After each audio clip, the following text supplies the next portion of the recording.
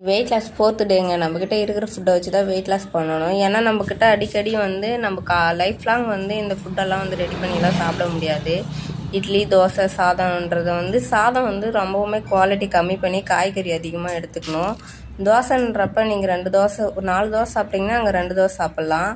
இட்லியும் அப்படி தான் கம்மி பண்ணிக்கலாம் குவான்டிட்டி. அப்படி நம்ம கம்மி பண்ணும்போது ஒரு மந்த்தில் 3 kg குறையும்.